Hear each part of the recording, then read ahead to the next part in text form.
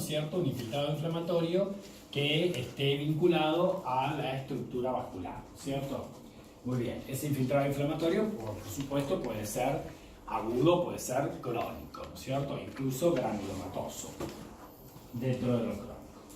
Muy bien.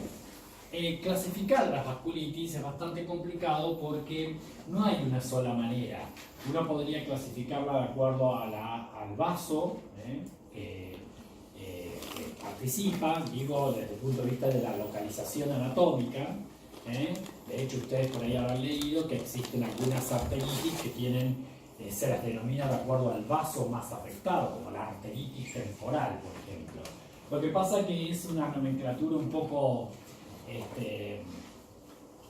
falsa, porque no quiere decir que se afecte solamente la temporal superficial, por lo tanto es una nomenclatura que no sirve demasiado. Entonces las podríamos clasificar de acuerdo al tamaño de ese vaso, ¿no es cierto? Y hay vasculitis que comprometen vasos de gran calibre, algunas vasculitis que comprometen vasos de mediano calibre, como las arterias musculares básicamente, y si no de pequeño calibre, arterias pequeñas, arteriolas, capilares e incluso vénulas. Pero también, como habrán leído, no es cierto, es difícil que una vasculitis afecte un solo tipo de vaso, o sea, solamente vasos de pequeño calibre, solamente vasos de mediano calibre. Entonces también eso es un poco flu, no se corresponde exactamente. Otros las clasifican de acuerdo al mecanismo patogénico, básicamente, ¿no es cierto? Entonces, como es muy complicado hacer una clasificación exacta de las vasculitis, básicamente se utiliza en línea general la nomenclatura de Chappell-Hill. La nomenclatura de Chappell-Hill es lo que ustedes tienen en el libro en forma esquemática, pero esa es la clasificación de Chappell-Hill, ¿sí? Que las divide a las vasculitis básicamente de gran, mediano y pequeño calibre, y a su vez las vincula, ¿no es cierto?, con el tipo de infiltrado inflamatorio que participa relacionado al mecanismo patogénico en cuestión, ¿no es cierto? Entonces vamos a tener, por ejemplo, vasculitis de gran calibre, considera aquellas que en línea general, porque hay excepciones a la regla, en línea general cursan con un infiltrado inflamatorio crónico granulomatoso, las de gran calibre. Infiltrado inflamatorio crónico granulomatoso. O sea, se entiende con esto un infiltrado mononuclear, básicamente el linfo macrofágico, el linfo histiocytíco, con algún plasmocito, y que suelen tener células gigantes multinucleadas de tipo Langhans o de tipo cuerpo extraño. Eso por un lado. Entonces ahí tenemos dos variantes, de las cuales una es una vasculitis muy frecuente, como es la llamada arteritis temporal, ¿no es cierto? Que a mí mucho no me gusta llamarlo así porque afecta a otros vasos también, como las vertebrales o las arterias oftálmicas, por ejemplo, e inclusive puede afectar hasta el callado de la aorta, entonces eso es variable, pero por lo menos toma, como verán, estoy diciendo de gran calibre, y sin embargo, las arterias más afectadas son de mediano calibre, no de gran calibre. Pero como también puede haberse afectado el callado, en la clasificación está puesta ahí. Muy bien, entonces, en clínica médica la van a conocer como enfermedad de Horton. La enfermedad de Horton es la arteritis temporal, ¿sí? Entonces, es mejor decirle Horton que arteritis temporal, porque afecta otros vasos también, ¿cierto? Entonces, tenemos de gran calibre, básicamente, a el Horton, o enfermedad de Horton, que es la arteritis temporal, ¿no es cierto? Y el Takayasu. ¿sí? Que esta sí, básicamente, compromete la aorta, ¿no es cierto? En especial el callado aórtico y los vasos que por ahí emergen del callado aórtico, ¿sí? El Horton y el Takayasu generalmente afectan en alguna medida vasos de gran calibre y ambas comparten una histología similar, ¿no es cierto? Tienen un infiltrado en la pared inflamatorio crónico de tipo granulomatoso que suelen tener células gigantes, como dijimos, ¿sí? Muy bien. Si nos centramos dentro de las de mediano calibre, bueno, las de mediano calibre generalmente son inmunológicas, ¿no es cierto? Bueno, estas también son inmunológicas, porque si tiene un infiltrado crónico granulomatoso, quiere decir que está participando en una reacción de hipersensibilidad de tipo 4, ¿no es cierto? Muy bien. Acá, en las de mediano calibre, los mecanismos patogénicos en cuestión más importantes son o mediada por inmunocomplejos, ¿sí? Entonces la reacción de hipersensibilidad es de tipo 3, o mediada por anticuerpos contra las células endoteliales. Entonces la reacción de hipersensibilidad es de tipo 2, ¿sí? Bueno,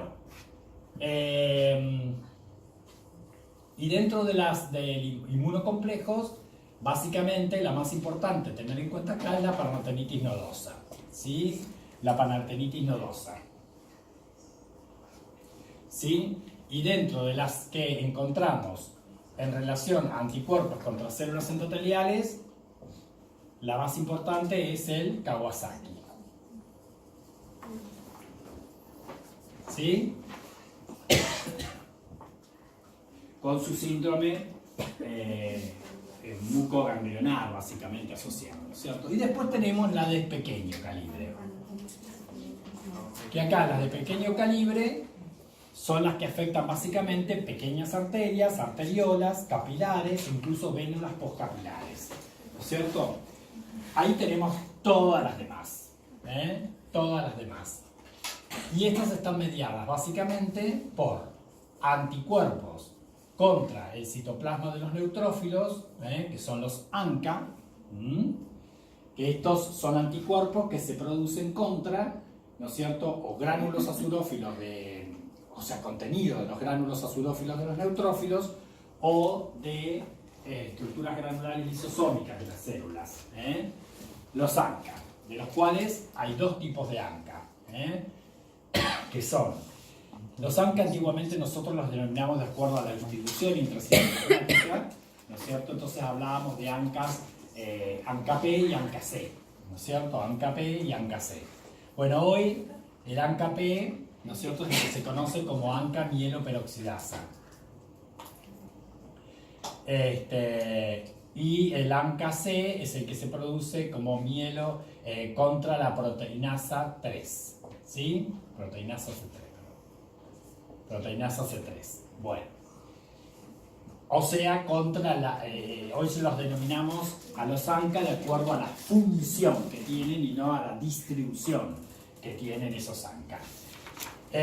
Acá vamos a incluir básicamente varios tipos de vasculitis, algunas que cursan inclusive con granulomas y inclusive con asma bronquial asociado, ¿no es cierto?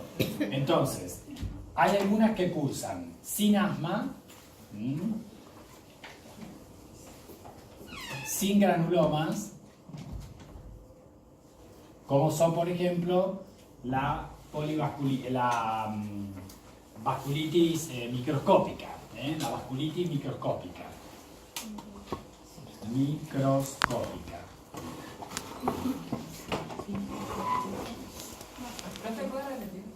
Sí, algunas cursan sin asma asociada, sin formación de granulomas, como la vasculitis microscópica, o la poliangiitis microscópica, como quieran. Algunas cursan sin asma, pero con granulomas. Con granulomas. Esa, y fíjense que estamos hablando de granuloma y no estamos acá, pero ojo que es de pequeño calibre. con granuloma de pequeño calibre. Ahí tenemos básicamente a la poliangitis con granulomas, o a la granulomatosis con poliangitis, que se llama, que antiguamente la llamábamos enfermedad de Wegener. El Wegener es la poliangitis, la granulomatosis con poliangitis. Bueno, vamos a poner Wegener. Y después hay unas que cursan con asma, que pueden tener granulomas, pero a su vez tienen eosinofilia asociada.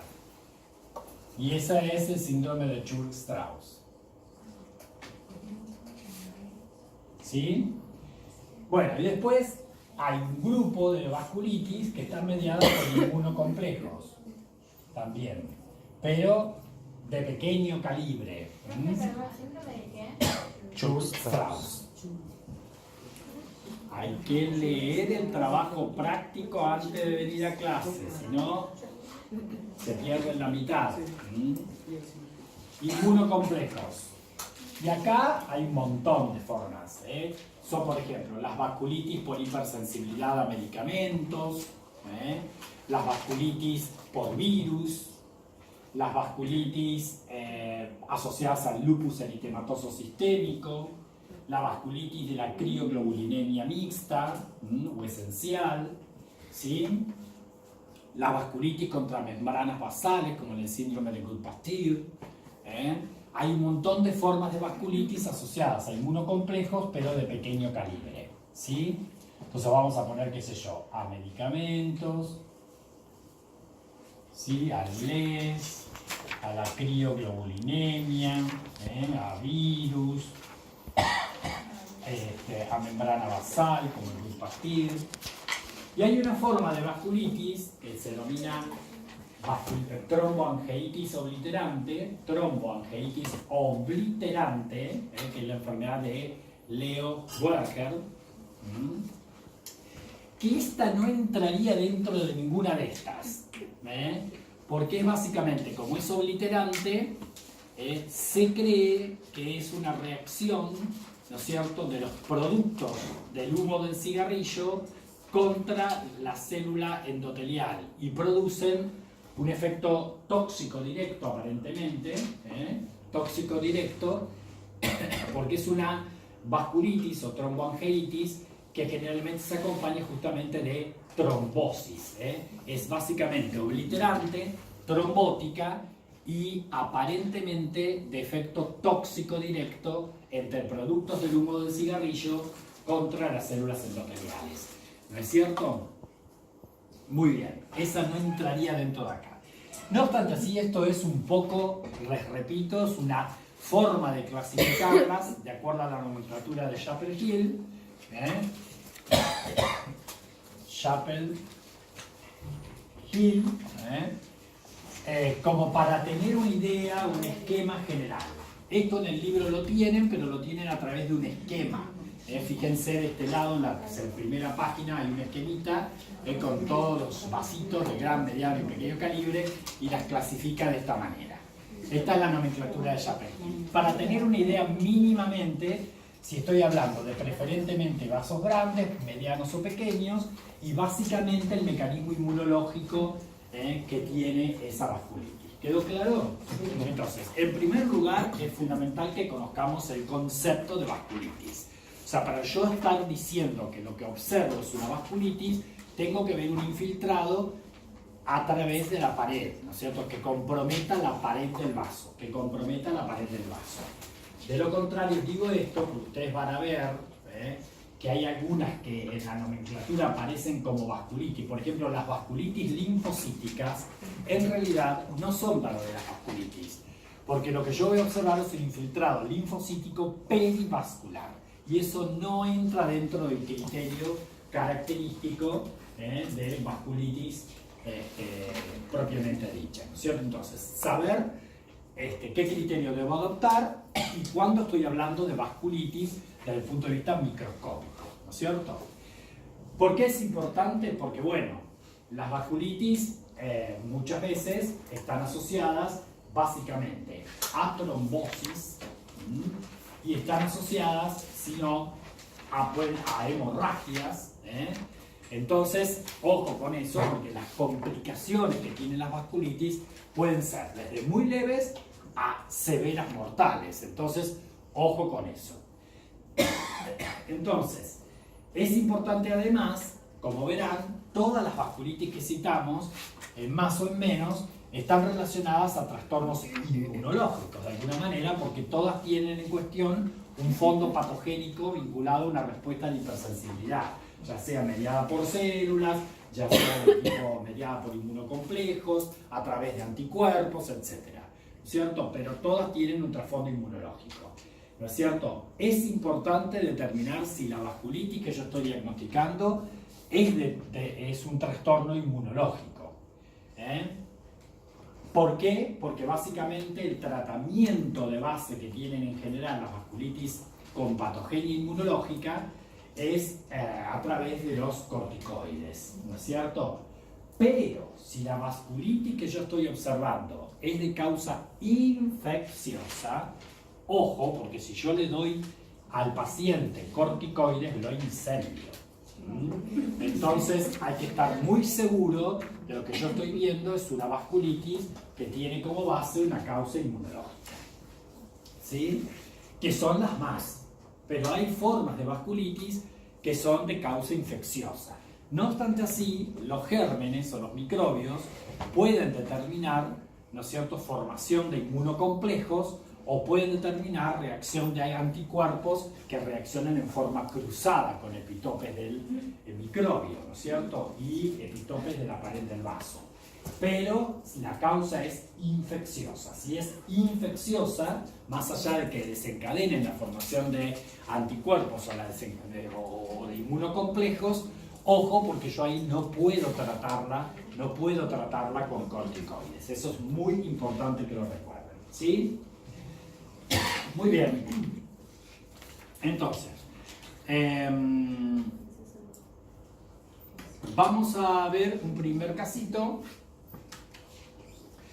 que dice que es un varón, como vemos ahí, de 2 años, que después de un proceso infeccioso, generalmente es un proceso respiratorio alto, se presenta con dolores cólicos intestinales muy intensos.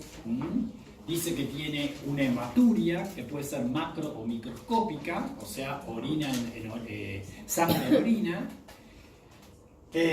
Hay tumefacción y dolor, que en el 70% generalmente aparecen en las articulaciones del tobillo y de la rodilla, son las más afectadas. Y luego vemos que en piel tiene un signo muy característico, donde se ven papulitas de color rojizo, especialmente en los miembros inferiores, puede aparecer en las nalgas, especialmente sobre las superficies extensoras de los miembros. ¿Sí? Muy bien. De estos signos, o sea, tenemos un varón que tiene 2 años, que aparentemente después de un episodio infeccioso respiratorio, ¿no es cierto?, tiene este cuadro, ¿no es cierto? Dolores cólicos, esos dolores cólicos aumentan con la ingesta, generalmente pueden asociarse a enterorragia, o sea, a hemorragias de origen intestinal, inclusive a melena, o sea, hemorragias de origen gástrico, ¿no es cierto?, alto. Con hematuria, que dije que puede ser micro o puede ser macroscópica la hematuria. Algunos chicos suelen hacer incluso síndrome nefrítico, síndrome nefrótico o glomerulonefritis rápidamente progresiva. ¿Eso qué quiere decir? Que hacen insuficiencia renal aguda de instauración brusca, paroxística, muy rápida, ¿no es cierto? Glomerulonefritis rápidamente progresiva, que no es una forma de glomerulonefritis desde el punto de vista histológico, es un síndrome clínico, generalmente es un síndrome nefrítico que termina en insuficiencia renal aguda. Eso es una glomerulonefritis rápidamente progresiva que se caracteriza histológicamente con un hallazgo en el glomérulo muy especial, que es la formación de semilunas, que ya lo veremos en su momento. Entonces, ¿cuáles de estos signos? Hematuria, dolor cólico intestinal, artralgias o las lesiones cutáneas voy a tomar como base para estudiar a este paciente. ¿Qué les parece? ¿Qué signo o qué síntomas seleccionaría para su estudio en primer lugar? ¿Qué les parece? A ver, si yo tomo las artralgias, dolores articulares, articulaciones de la rodilla, articulaciones de los tobillos, o sea, me orienta a mí a ver qué puede ser o qué le tengo que pedir a un niño de 2 años. Es bastante inespecífico, ¿no es cierto? La verdad que no empezaría por ahí. Podría estudiar la hematuria, ¿no es cierto? Podría estudiar la hematuria, porque si tiene hematuria, ya sea micro o macroscópica, algo está pasando en la vía urinaria. Bien, ya sea en la vía urinaria en general, ¿no es cierto?, o en el riñón. Podría estudiar, los intestinos. Ahora, ¿a través de qué? ¿Cómo? ¿No es cierto? ¿Qué mediríamos? Entonces, ¿qué seleccionarían de esto? ¿O qué es lo que les llama la atención desde el punto de vista objetivo? Dicen, a ver, ¿cómo? Las lesiones cutáneas, ¿no es cierto? Esto es lo más fácil de reconocer y de empezar a estudiar. Porque, a ver, que tenga artralgias, dolores cólicos o hematuria, ¿no es cierto?, puede ser todo un síndrome que se relacione con lo que tiene en la piel. Y en la piel es algo que yo fácilmente puedo objetivar, ¿no es cierto? Fácilmente puedo objetivar. Así se vería un chiquito de verdad, ¿no es cierto? Ven que tiene todas esas lesiones cutáneas, especialmente en las superficies extensoras.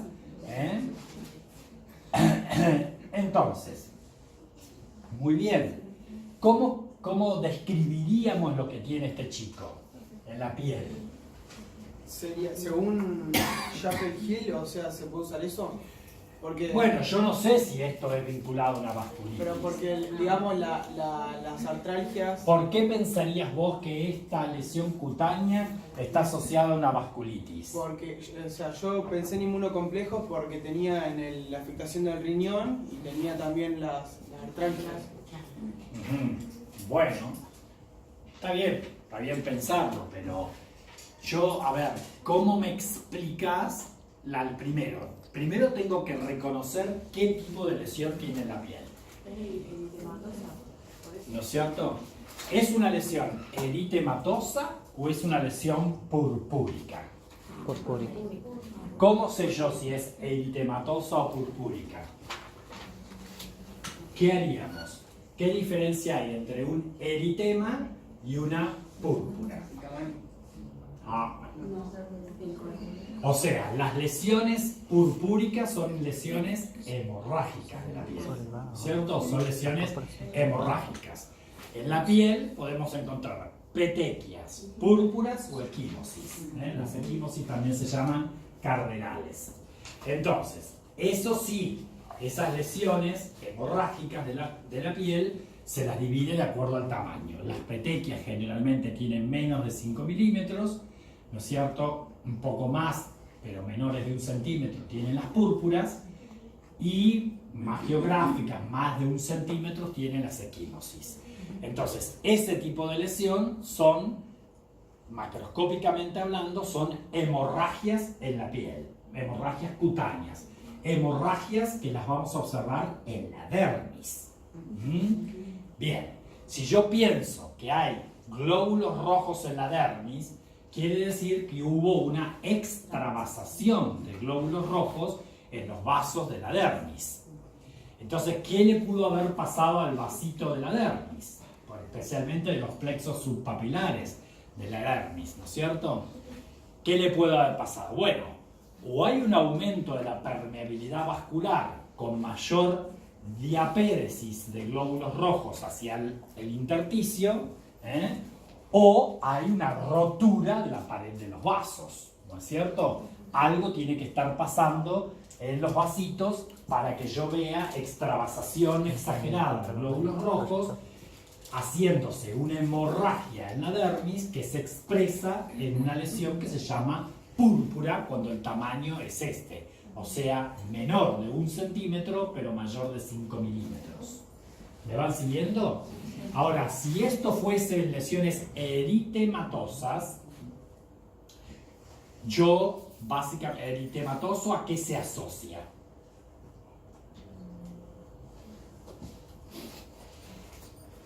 ¿Se asocia a hemorragia? No, ¿no es cierto? Un eritema se debe ¿a qué? Vasodilatación. A vasodilatación, básicamente con congestión vascular, ¿no es cierto? Que no tiene nada que ver con extravasación de sangre del vaso. Entonces, yo lo que puedo hacer es tomar una de esas lesiones, más allá de ver el tamaño de la lesión y el color y qué sé yo, la localización, lo que puedo hacer es comprimirla, lo que se llama digitopresión o vitriopresión, también se puede hacer con un vidrio, ¿no es cierto? Con un portaobjeto, ¿no? Pero si no, con el dedito nomás. Entonces comprimo una de esas lesiones. Si yo cuando comprimo la lesión desaparece, eso es un eritema. Pero si yo comprimo y la lesión no desaparece, eso es una hemorragia, ¿sí? Es una hemorragia. Entonces, en este caso, son hemorragias, son púrpuras. La otra cosa que yo tengo que tener en cuenta acá es si la púrpura es palpable o no.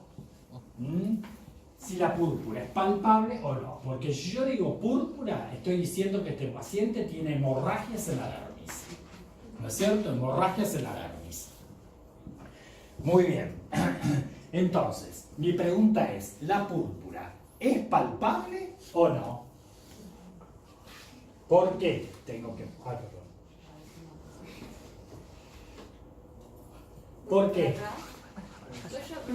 Enloqueció. No, acá. Tranquilo. Entonces, ¿qué esperaría encontrar? Vamos a verlo ahora. Ahora, ¿por qué es importante saber si la púrpura es palpable?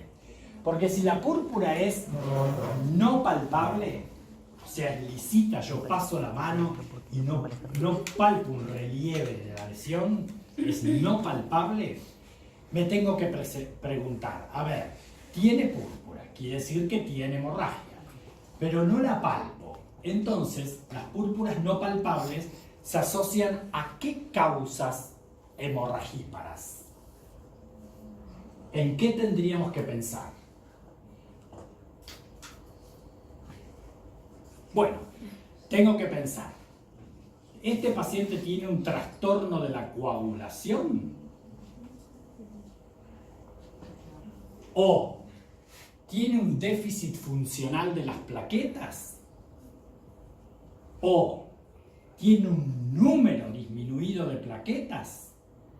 Entonces, los trastornos de la coagulación, las trombocitopenias y las trombopatías son las tres causas que explican púrpuras no palpables. No palpables. ¿Puedes repetirlas? ¿Sí? Entonces,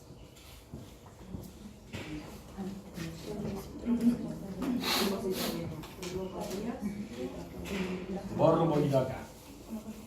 Entonces, yo obtengo una púrpura. Si la púrpura es no palpable, me pregunto, ¿es por una alteración de la coagulación? ¿Es por una trombopenia? O sea, disminución del número de plaquetas. ¿O es por una trombopatía? O sea, una alteración funcional de las plaquetas. ¿Se entiende? Porque si la púrpura es palpable, estas son las llamadas púrpuras vasculares, ¿no? Angiopáticas. ¿Sí? Angiopáticas. Quiere decir que acá el problema está en la pared del vaso. ¿Sí? La causa es vascular. ¿Se entiende? Vascular. Bueno, entonces acá tengo que empezar a descartar. ¿Sí? Empezar a descartar. ¿Cómo descartarían ustedes un trastorno de la coagulación? Uno solo. Un coagulograma. A ver, ¿y qué incluye eso? Un tiempo de protrombina. Un tiempo de protrombina. Bárbaro. El tiempo de protrombina de Quick, ¿qué mide? La vía extrínseca de la coagulación. Entonces, una alteración del tiempo de protrombina me estaría diciendo que hay una alteración de los factores de la coagulación, de la vía extrínseca, 5-7, y de la vía común, 10, más trombina y fibrinógeno. ¿Sí? Bárbaro. Lo normal son 12-13 segundos del tiempo de protrombina, ¿sí? O es anormal mayor del 70%. Y después una tromboplastina. ¿Cómo? ¿La KPTT esa? Claro. La tromboplastina tisular. El tiempo de tromboplastina. El tiempo de tromboplastina.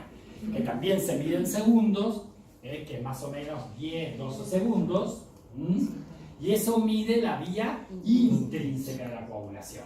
Entonces, si está alterado ese tiempo de tromboplastina, quiere decir que está alterada la vía intrínseca de la coagulación, o sea, factores 12, 11, 9, y común 10, fibrinógeno y trombina. ¿Se entiende?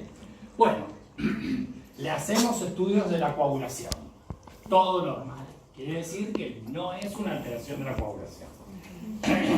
Yo quiero ver si está disminuido el número de plaquetas. ¿Cómo hago? ¿Qué le pido? Si quiero ver el número de plaquetas. Un recuento plaquetario. ¿Sí? Un recuento plaquetario. Para un normal de 150.000 a 300.000 por microlitro, eso se lo hace en una maquinita hoy, un contador de plaquetas, y ya. ¿Sí? Contamos las plaquetas. Bueno, este chico tiene un número de plaquetas normal. No sé cuánto, pero es normal. Entonces quiero ver si tiene una alteración en la función de las plaquetas. Acá ya la cosa se complica un poco, porque no hay una sola prueba para definir función. Una que es bastante cachuza es la prueba del tiempo de sangría. El tiempo de sangría, ¿no es cierto? Que en la cara lateral del antebrazo pinchamos, o en un dedo, o en una oreja, en un lóbulo de la oreja, y medimos el tiempo en que se produce el cese de la hemorragia, ¿no es cierto? O sea, la coagulación. Si es mayor de 6 minutos, es anormal. Pero la verdad que es una prueba bastante poco concluyente, no obstante así, ¿no? Pero se puede hacer un tiempo de sangría.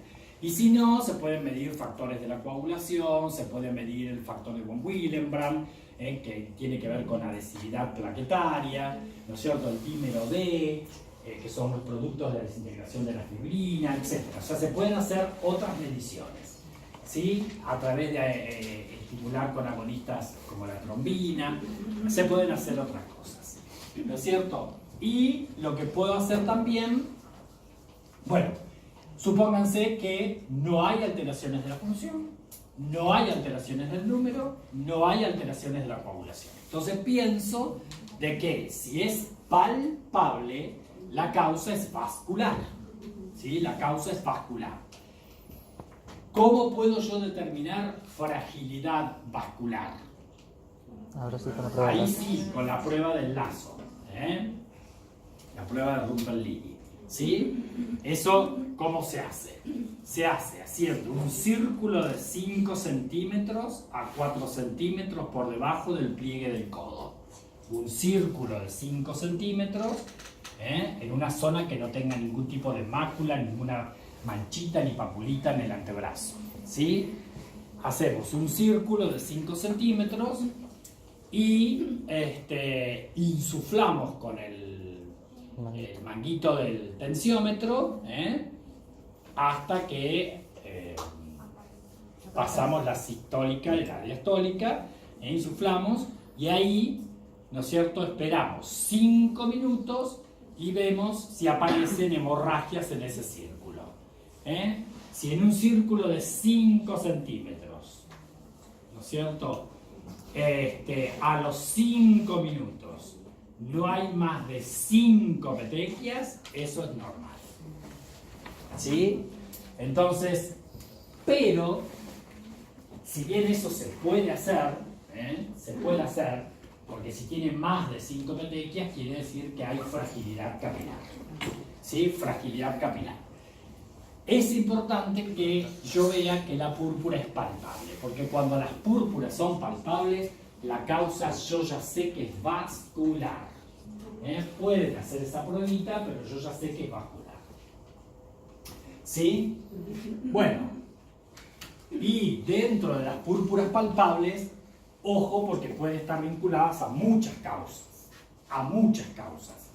La amiloidosis AL, el depósito de amiloide en los vasos, produce a veces hemorragias con púrpuras palpables. ¿No es cierto? La disminución del colágeno produce hemorragias con púrpuras palpables. ¿Vieron esas manchitas que se producen a los viejitos? Enseguida esas hemorragias por compresión, cuando uno los aprieta un poquito, enseguida se le hacen hemorragias en la piel. Eso es la púrpura senil, es por fragilidad capilar. O en el síndrome de Cushing, por ejemplo, por los glucocorticoides, enseguida tienen fragilidad capilar, ¿no? O el déficit ácido ascórbico, por ejemplo, o el síndrome de Ehlers-Danlos, ¿sí? O la púrpura de Schoengen-Henoch. Pero en los niños, estas causas que acabo de citar, puede ser medicamentosa.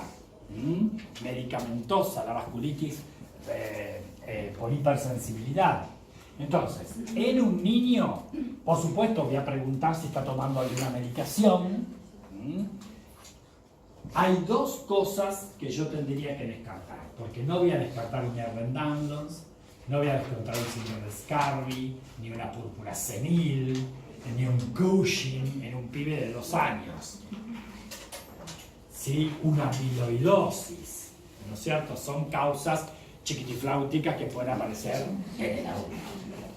Pero si estoy con un nenito de 2 años, ojo con las meningococcemias. Ojo con el meningococo. El meningococo puede asociarse a vasculitis, que es de tipo infeccioso, y hace esto. Un pibe con fiebre. Con fiebre. Y esto, ¿no es cierto? Y tiene signos de rigidez de nuca, ¿no es cierto? Etcétera. Ojo, por favor, Lo primero que tienen que pensar es en una meningitis a meningococo. ¿Sí? Si nos quedamos tranquilos que esto no es así, bueno, asociamos lo demás. Cólicos intestinales, hemorragias cutáneas, ¿no es cierto? ¿Qué dijimos más? Artralgias. Artralgias, ¿no es cierto? Hematuria. Con ese contexto clínico, esto no puede ser más que ¿qué? Que una púrpura de Charmaine-Henoch. Sí. ¿Y esa meningitis por meningococo va acompañada de síntomas? La meningitis va acompañada de un síndrome meningio, pero hace este tipo de púrpura. Entonces, en un nenito de 2 años, ojo, porque si llega a tener fiebre con signos de un síndrome meningio, pero ojo porque los pibes a veces al principio no tienen la contractura, ni la fobia, ni nada de eso. Ni te va a decir me duele la cabeza. Por ahí es solamente un síndrome febril con púrpura. Síndrome febril en un niño con púrpura, pensar en la meningococcemia. También se puede dar en endocarditis infecciosas, en rickettsiasis, ¿no es cierto? En septicemias, etc. Pero ojo con el meningococo. Pensando en este caso, que es un niñito de 2 años, pienso en la meningococcemia. Si yo me descarto esto, de todo lo que dije, en relación a causas, si es que no está tomando ningún tipo de medicación, tendría que ser una púrpura de Schoenen-Henoch. Púrpura de Schoenen-Henoch que está mediada por inmunocomplejos. Pero acá, ¿no es cierto? Se forman inmunocomplejos con una forma anómala de IgA. Se la considera la púrpura de Schoenen-Henoch una variante o una forma de la enfermedad de Berger, que es la nefropatía por IgA. La próxima. Entonces, ¿qué veríamos histológicamente? Bueno, ¿ven? ¿Qué ven? A ver, ¿qué ven histológicamente? Acá está la epidermis. Acá está la dermis. Y fíjense los vasos. ¿Sí? Especialmente este y este. ¿No? Hay extravasación de algunos eritrocitos en esta foto. ¿Y qué tiene esta pared? Un depósito de fibrina. No es la foto más representativa, ¿no es cierto? Pero claramente tiene eso, que es necrosis fibrinoide. Necrosis fibrinoide. Entonces, estoy hablando de inmunocomplejos en vaso de pequeño calibre con necrosis fibrinoide, ¿no es cierto? Yo sé que la necrosis fibrinoide es la expresión de una respuesta de hipersensibilidad, ¿no es cierto?, mediada por inmunocomplejos y que generalmente está asociada a un infiltrado inflamatorio de tipo Polimarco nuclear. neutrofílico, con activación del sistema del complemento. Eso es una respuesta de hipersensibilidad de tipo 3. Lo particular acá es, bueno, acá se ve mejor, ¿ven? La necrosis fibrinoide y la respuesta neutrofílica. A lo que se le agrega generalmente esto que es un polvillo nuclear,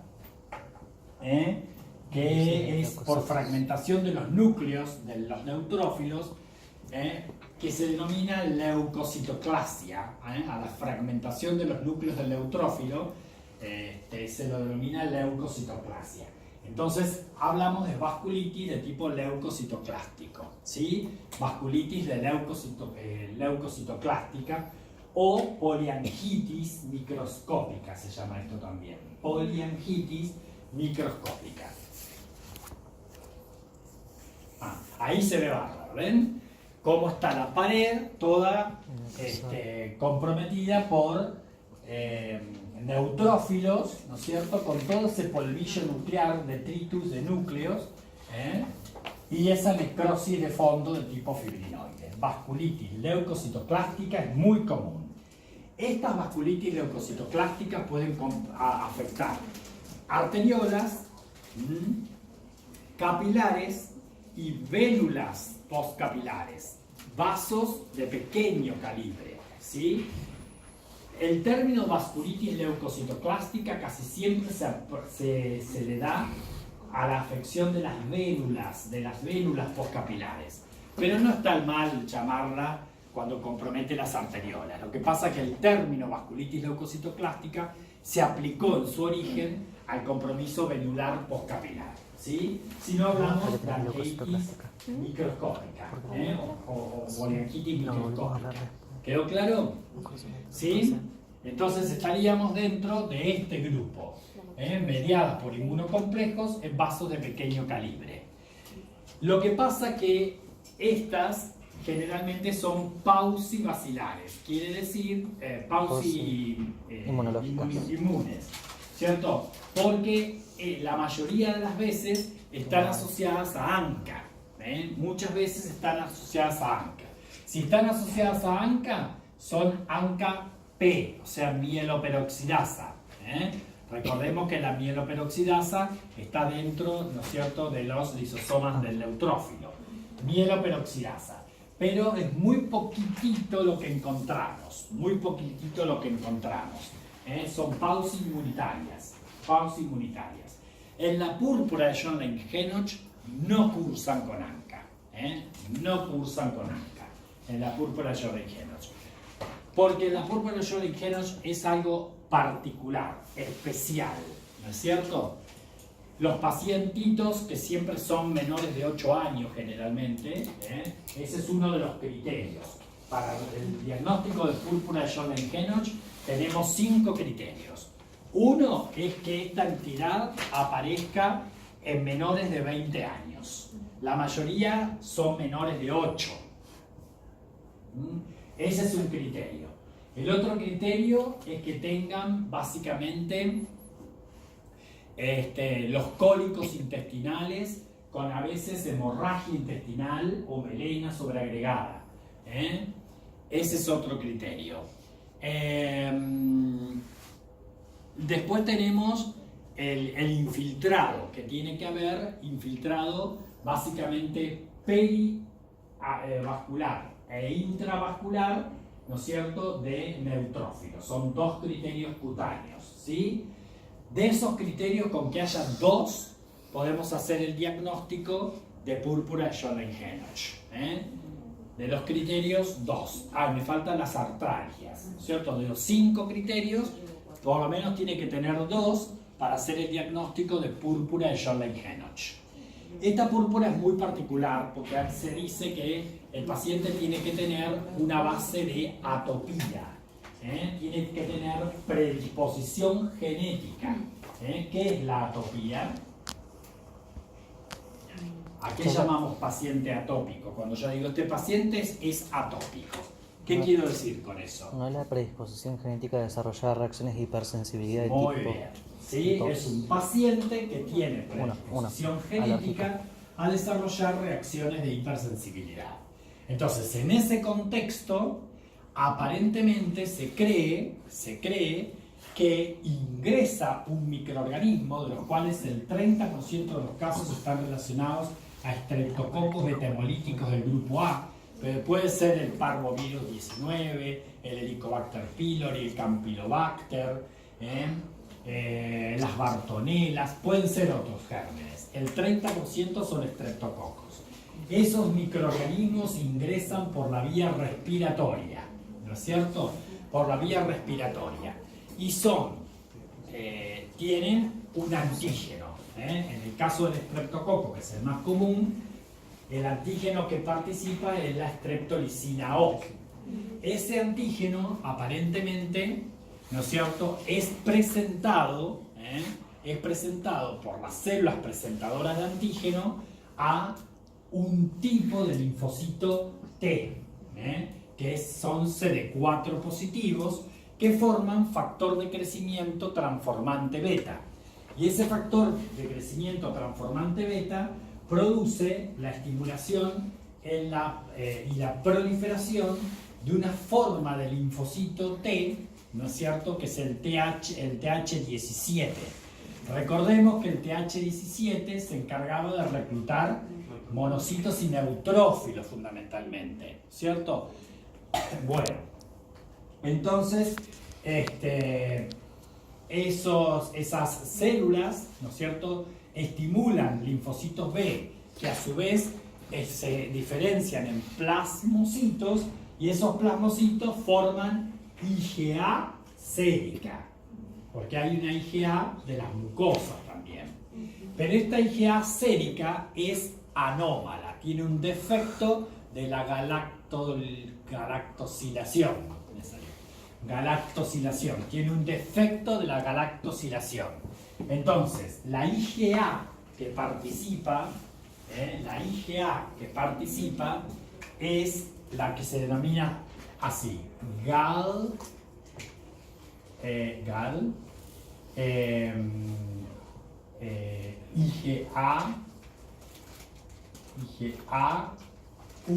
anómala, ¿sí?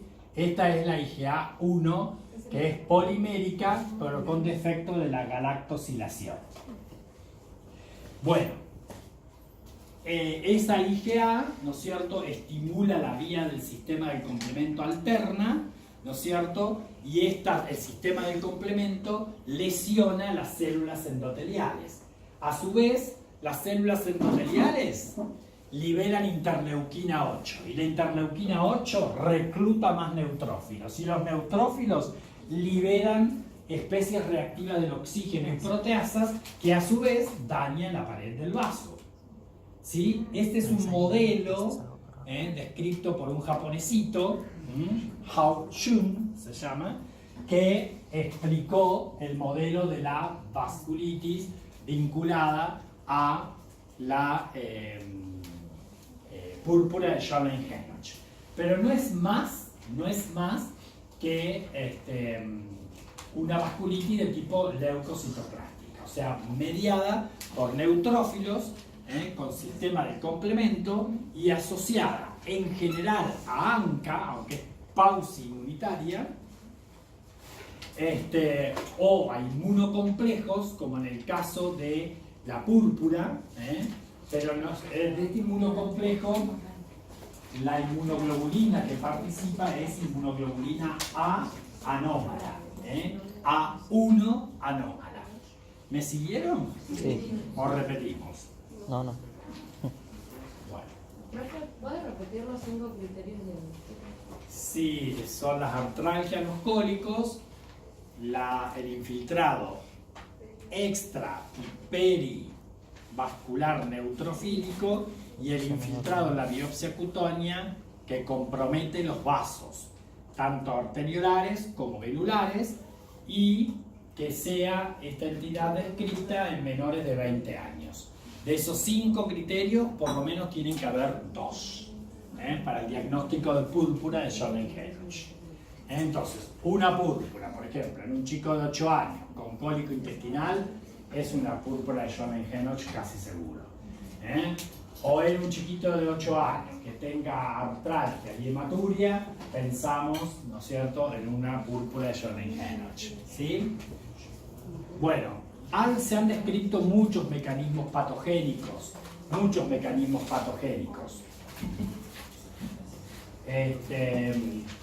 Pero bueno. No. Bueno, ahí vemos la leucocitoclasia en su máxima expresión, mucho puntito azul que tiene que ver con básicamente fragmentos de los núcleos. Bueno, ¿cómo explicaríamos la hematuria? Bueno, básicamente considerando un tubo de orina con respecto a un tubo con hematuria, en este caso macroscópica. Bueno, justamente la hematuria se debe a la nefropatía que acompaña, en un porcentaje alto, en un tercio de los casos, a los pacientes con púrpura de Schoenlen-Henoch. Es una nefropatía en donde estos complejos, con la inmunoglobulina 1A anómala, o sea, la GAD de inmunoglobulina A anómala polimérica, estos se depositan esos complejos en el mesangio del glomérulo, estimulan la proliferación básicamente de las células mesangiales.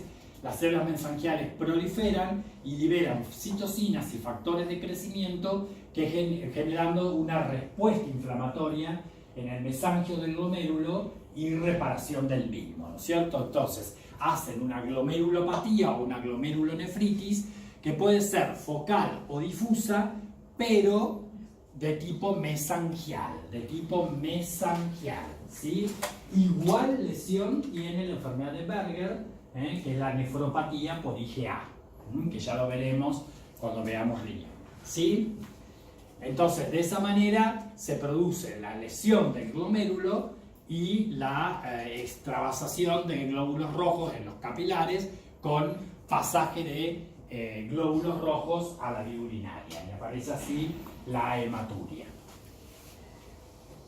Bueno, esto simplemente para pasar en la anterior, eso es para ver un esquemita del glomérulo, la anterior. Un esquemita del glomérulo para que vean básicamente, acá tenemos la cápsula de Bowman con el epitelio de tipo plano, ¿cierto? Los capilares de las asas, con las células endoteliales, y después vamos a ver las células que recubren por fuera, que son células epiteliales de tipo visceral, que son los podocitos, y esto que ven en azul son las células mesangiales, ¿no es cierto? Las células mesangiales. Bueno, las arteriolas aferente y eferente, y acá el túbulo distal con la mácula densa. Pero lo que me interesa es que vean esquemáticamente dónde estamos en el mesangio. Lo que ven azul es el mesangio, con células mesangiales que son estrelladas, que tienen poder fagocítico, contráctil y liberador de citocinas, y además, o sea que son células biológicamente activas, forman matriz mesangial, con glucosaminoglicano, básicamente. La próxima.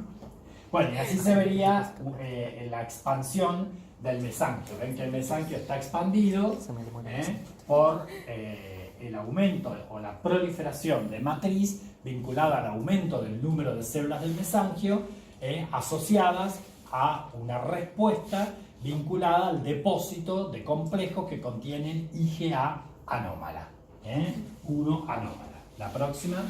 Así se vería por la inmunofluorescencia. Nosotros siempre tenemos que hacer inmunofluorescencia cuando estudiamos patología glomerular, ¿no es cierto? Y así se verían los depósitos con inmunofluorescencia, los depósitos de IgA en el mesangio, ¿no es cierto? Adelante. Bueno, y así se vería a la microscopía electrónica, cosa que no se hace de rutina. Esto se los muestro por mostrárselo, porque de rutina no se hace eso, ¿no es cierto? Acá lo que ven como M es el mesangio engrosado, ¿ven? Está expandido el mesangio por los depósitos, ¿sí? Esto es capilar 1, capilar 2, esto es una célula, el núcleo de una célula endotelial, y estos son podocitos, podocitos. La